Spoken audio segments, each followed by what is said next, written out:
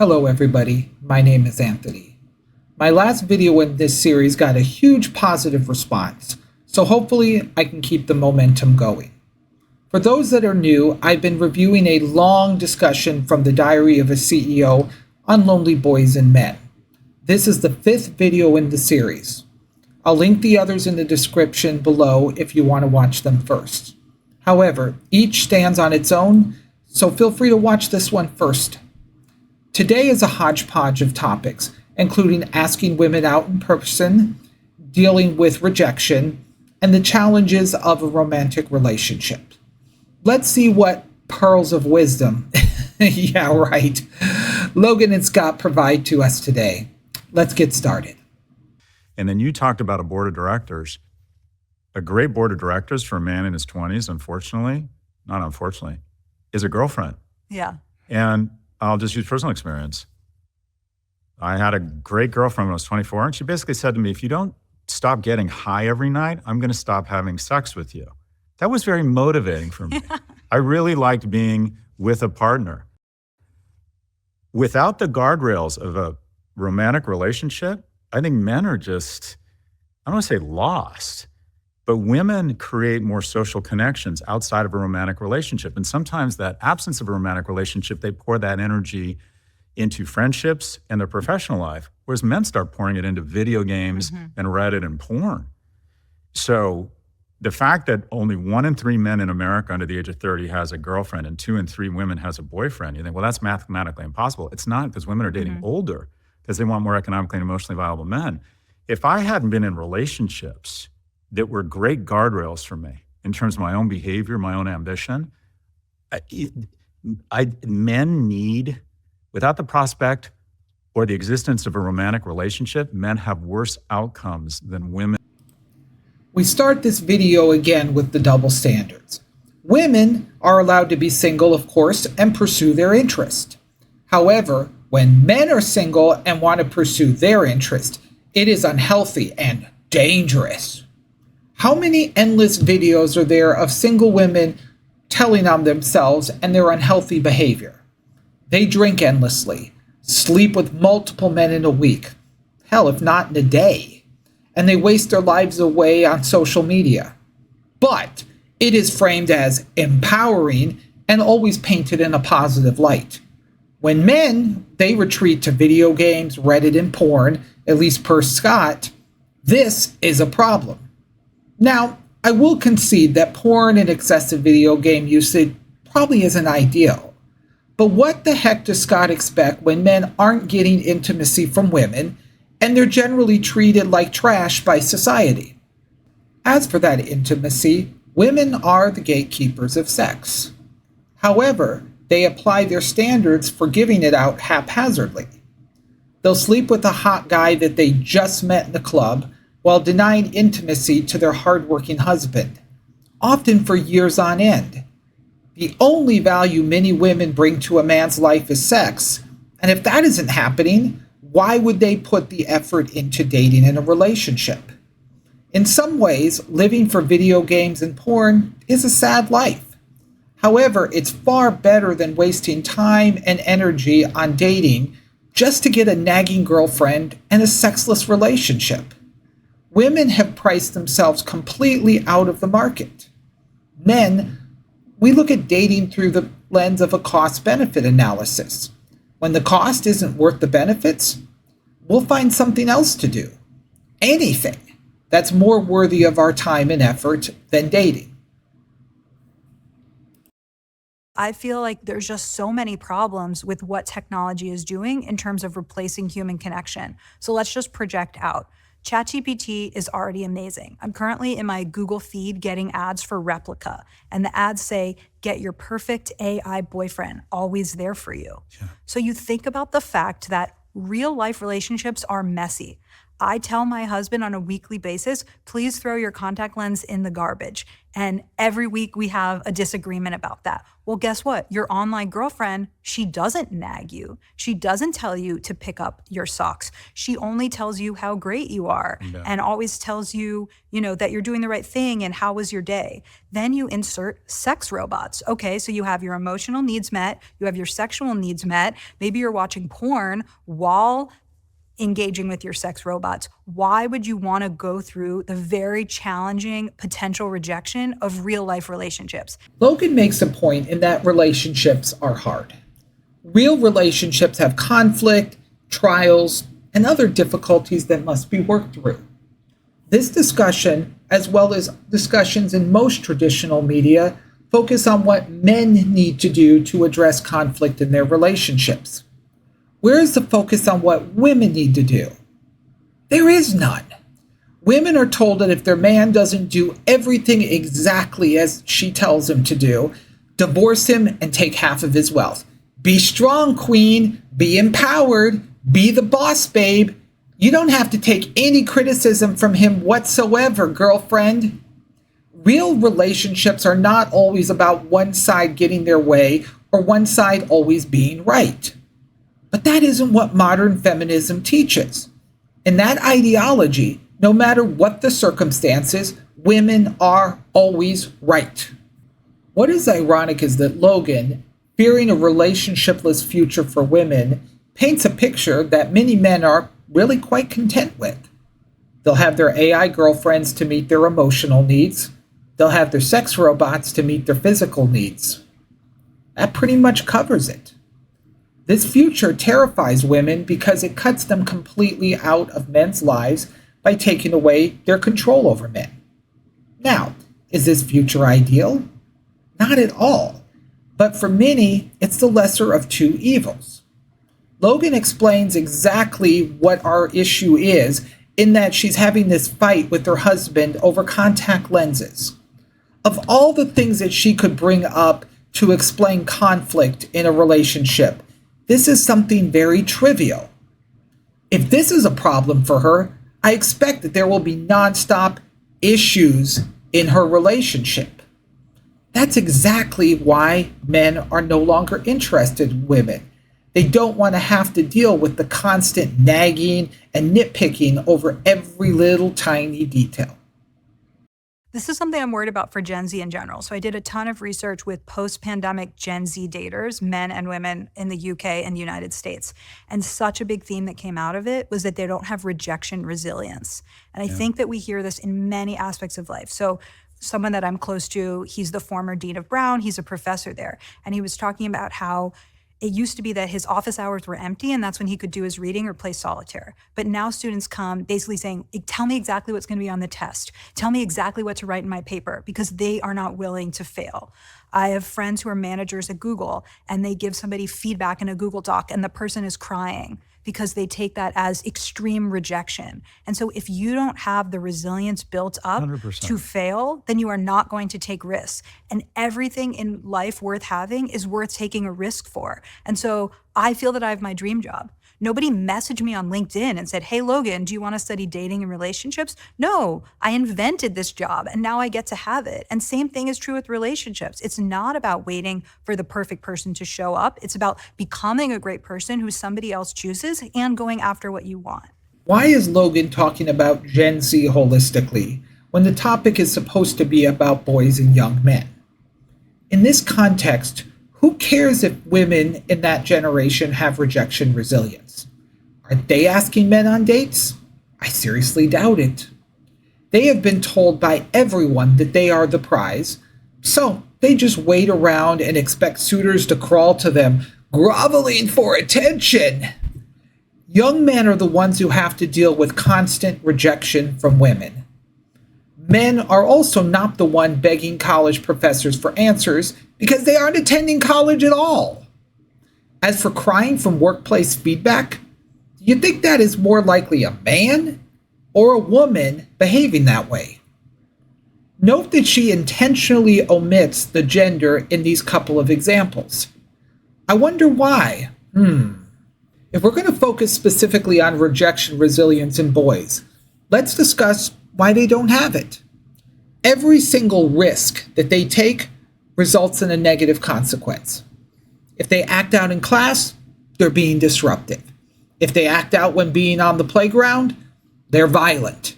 With kids having cell phones and social media, even in elementary school, every one of their failures is posted online for the world to see. That boy tries asking out the cute girl by the lockers, bam! He's now considered creepy, and it's posted online so everyone can ridicule his terrible attempt at flirting with her. Fathers, they've been run out of the family, so these boys have no mentor to turn to either to figure out what they're supposed to do. Worse, they're not even getting knowledge anywhere on what to do when they fail. You wonder why they don't even want to try? Geez, is it really that hard? What do you do about it? Like, on an individual level, I get it. Try not to watch porn, but I mean, that doesn't seem like incredibly great advice, because if you're lonely, you're not getting laid, no one wants to date you for all the reasons we've talked about today. Restraint seems to be a pretty shitty solution. I'll give this one to Scott. Okay, so I coach young men. I take 2 to 3 on at any time. And I don't know if this is the right way, but it's my way. I'm like, you got to lean into your advantage. When you're our age, you have capital, you have more money than time. They have capital, they have a lot of time. And I ask them to unlock their screen, and I say to them, I gamble with options. I gamble. At my age, I still gamble. I preach about low-cost index funds, and I buy call options. That makes no fucking sense. It's gambling, but I know it. I watch porn. I try and modulate my use so I can put the majority of my sexual energy into my partner, but I watch porn because I want them to not feel like I'm going to judge them. And they unlock their phone. And I say, we're going to find 8 to 12 hours a week of time, of capital, and we're going to reinvest that capital in higher ROI investments. It is so easy to find 8 to 12 hours. Scott goes on for a while, so I'll summarize the 3 things he has his mentees invest their time in. Those are exercise, finding ways to make money, and getting comfortable talking to people. Overall, these actually sound like good behaviors. Exercise is great. I go to the gym 3 days a week, and it has drastically improved my mental and my physical health. Finding ways to bring in an income? That's really never bad, especially when it leads to passive income. Lastly, learning to interact with people non-romantically, that also pays huge dividends. However, Scott's objective here is not using them to make men better. Rather, he is using them to drive men to make women's lives better.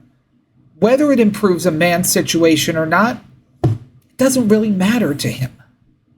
Scott is not only a grifter, but he's also a simp. He mentions unapologetically that the only reason he graduated college was because he showed up hoping to hook up with women. Do we really need someone teaching men life strategies who only thinks with his little head? So even if he gives good advice, his reasons for doing so are completely wrong. Biologically, men are driven by a desire for sex. Unfortunately, that's true. In his college days, however, Scott could be a simp and still get some action. Today, however, for most men, the process to get sex is so confusing that they're moving to porn, paid services, and other technology to meet those needs. Why go through that kind of hassle when there are far easier ways to get that itch scratched, so to speak? It's interesting because if you go on TikTok or if you go on X, you'll find a lot of videos of women filming themselves as a guy inappropriately came and made a gesture to them and then like publicly shaming them on the internet. It's very popular to do it in the gym. Yeah. They set up a phone, they're working out, a guy comes over and asks if they need help with the weights. It then goes viral online because that guy was being inappropriate. Like, you shouldn't. So like, as a guy, it's quite complicated to know how and where you can roll up without being filmed and going viral. I know. So we talked about the first dating paradox, which is just the idea that women now need more from men and are raising the bar because they can be providers on their own, but men weren't taught how to do that, and there's sometimes shame for it. So I think the second big dating paradox is that men are expected to lead and to approach, but I truly feel like in a post-Me Too era, it's much more confusing. And so many people say to me, I don't want to meet on an app. That's not romantic. I want to meet in real life. But I'm not finding that people are meeting in real life because people are afraid to approach each other. And I think one is being afraid of being called creepy. But the other one, which is what you're talking about, is that this culture of making TikToks or going online with this date-ertainment to talk about how this person approached you or how inappropriate that was. Look at how the host frames his statement. He says that a woman puts her camera up to film a man inappropriately approaching her at the gym. Then she puts it online for it to go viral. No mention is made, however, of what behavior by the man is inappropriate. Is it that he wasn't attractive enough? Is it that he didn't do it at exactly the right time? While those questions are all valid, the bigger one is, why does she feel the need to catch a man doing something at all? If she isn't interested, say no and move on. Most men will respect the answer and leave it at that. If it's a more serious problem, take it up with the gym management or law enforcement. Her real reason for doing this, however, is to get attention and validation at a man's expense.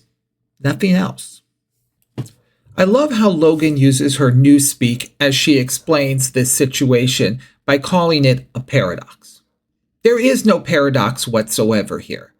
Instead, it's a combination of unreasonable expectations and double standards. She says that men are expected to lead and approach when it comes to dating. But the same women who want this from men also want to be leaders in the household and in the workplace. When there are benefits, they want to be the leader. But when there are significant drawbacks, then they're fine to defer that and let men take over. They can't deal with the stress of approaching and the constant rejection that men have to.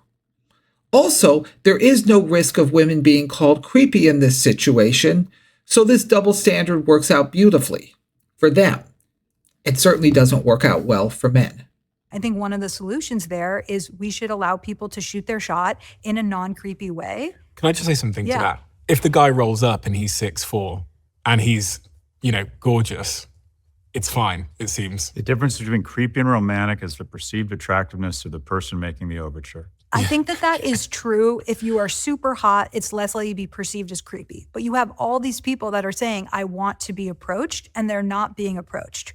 And so there was this rise of run clubs last summer, right? Everyone said the new dating app is the run club. I ask everywhere I go, have you met someone at a run club? No, people are not really meeting there. So since 2017, the number one way that people are meeting is online. Right. Hinge is setting up a date every 2 seconds. This is where the dating is happening. If people want more things to happen offline, they actually have to approach each other. And the host is 100% correct. If the man approaching her is attractive, then she has no problem with him taking his shot. If he isn't, then it's creepy. This means that anyone who isn't conventionally attractive is taking a huge risk that they'll be considered creepy by the woman they're approaching. Does Logan understand at all what it means for a man to be labeled as creepy? The social stigma, it's bad enough, but it can affect that man in the workplace too. People have even lost their jobs and their careers over it. Then there's the risk that being labeled a creep gets you accused of inappropriate behavior towards a woman that you never did. All it takes is the wrong approach to the wrong woman at the wrong time, and a man's life is destroyed. Is it worth the risk? I think not, and more men are agreeing with that statement. However, at least Scott acknowledged that the concern was legitimate. Logan, she just brushed it aside like it doesn't matter. She says if people want to meet offline, then they have to approach one another. Again, she manipulates the word she is using. Let me state what she is really saying.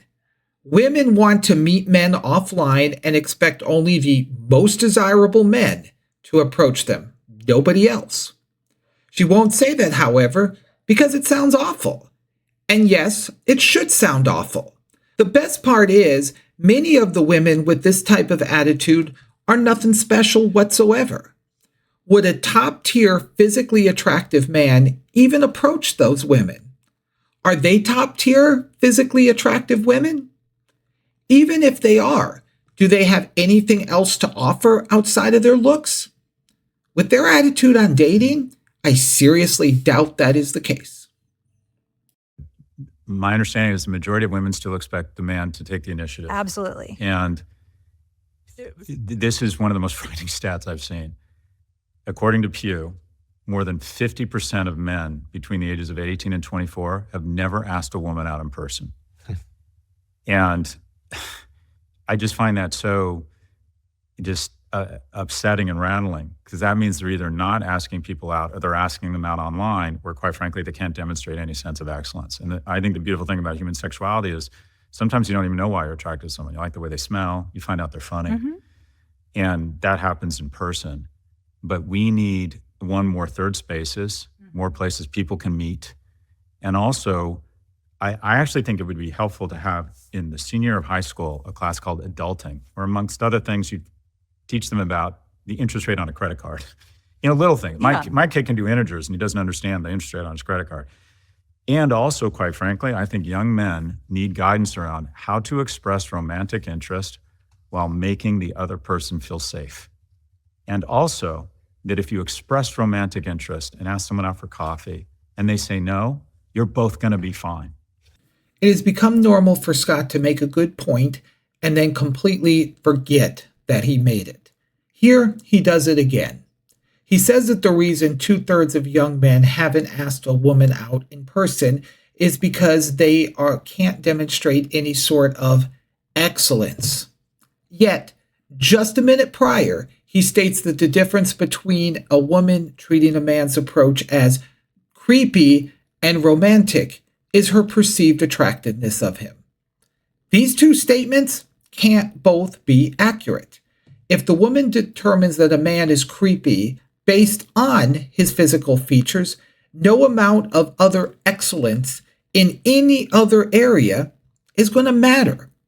If excellence does matter, however, then she will give him a chance, even if she isn't immediately attracted to him. In this case, the former is accurate, and Scott proves once again that he's not only a liar, but also a grifter. Then he provides the absolute worst take so far from this discussion, in that high school boys have to take a class on how to express romantic interest in girls. What the fuck is this? Considering today's woke culture, I absolutely cringe at the thought of what this would look like. Does he have to ask permission before approaching her? Does he have to ask permission to ask her on a date? The whole idea is just nauseating. God forbid that a girl or a woman feel uncomfortable for even a single moment, right? It feels like I'm beating a dead horse here, but what about the girls' expectations? Do they have to take a class on how to respectfully decline a boy's offer if he isn't interested? Of course not. They are still free to capture the whole attempt and post it online to shame him in the most embarrassing way possible. It's absolutely freaking disgusting.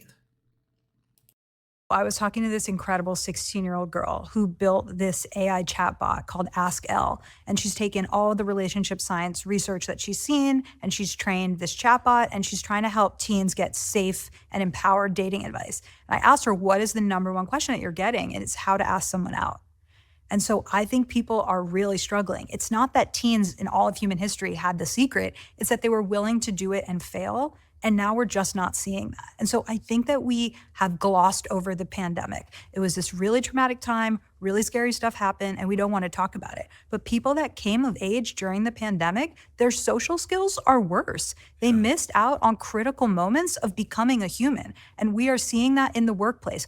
All of these things about Gen Z, Gen Alpha, that came from something. It came from parenting. It came from digital addiction. It came from the pandemic and online learning. And I think that if you do not have the social skills to approach someone and ask them out, there just will be literally fewer couples. And here is Logan again going completely off topic.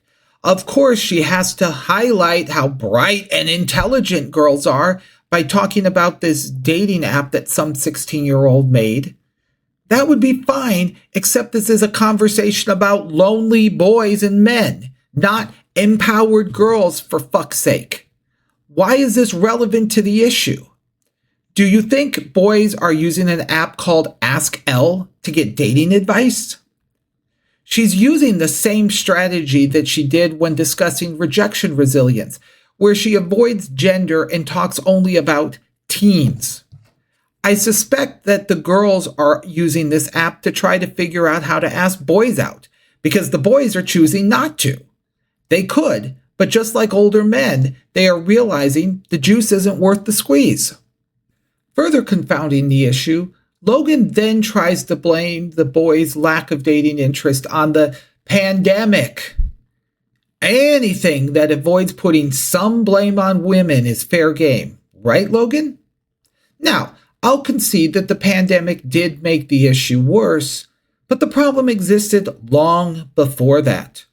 While society tries to paint boys as younger versions of bumbling, idiotic men, they too are getting the message. Boys see how men are treated by women.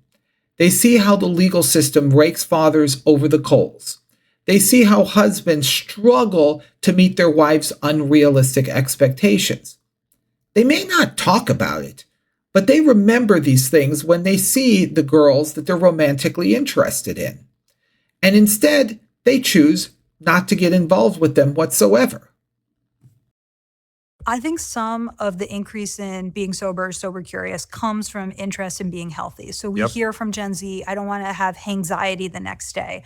They are much less likely. And it's expensive. Yeah, they are much less likely to millennials to feel like there's a 2-drink minimum for dates. But in general, we're seeing less risk-taking behavior from Gen Z. They are getting their licenses far later, if at all. They are losing their virginity much later, if at all. And so I feel like there's this there's this decrease in risk-taking behavior, which in some ways is great. You know, fewer kids dying in car crashes and people being responsible. Less teen pregnancy. But I just feel like people are missing out on the experience to make mistakes as a young person. And I think when I think back to my college experience, if there had been cameras that have high quality video on them at all times, I would have lived a very different college experience. I am so grateful that Instagram was not there when I was in college. And so if you live in a surveillance culture where at any moment somebody is snapping the room and they could see what you're doing, you're going to take fewer risks. And I just feel like there's this entire culture of people being very safe, and part of dating, part of mating is making mistakes, taking risks, and failing. Let's talk about risk-taking behavior from the perspective of young men. Buying alcohol is expensive. Locally, I've gone to breweries and paid $10 for one beer. So a 2-drink minimum on a date ends up being at least $40, and I'm probably lowballing it. For a young man who's struggling to make ends meet, that's a lot of money. Maybe he can afford it once a month. But once a week? Probably not. Multiple times a week? Not a chance. And we're not even factoring in the cost of food. A decent meal at a sit-down restaurant plus dessert can easily run $50 per person.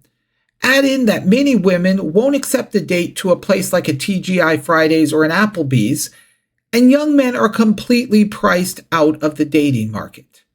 This isn't a lack of risk-taking by choice, but a lack of risk-taking by simple necessity. If they can't afford it, they can't afford it. Full stop. Continuing on the topic of risk-taking, I love how Logan recalls her behavior while she was in college. I wonder how many beds she ended up in during those years. She must really think that young men are stupid. Now, some are, but those numbers continue to drop.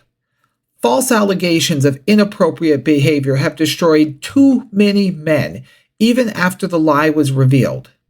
Some risks are just simply not worth it anymore.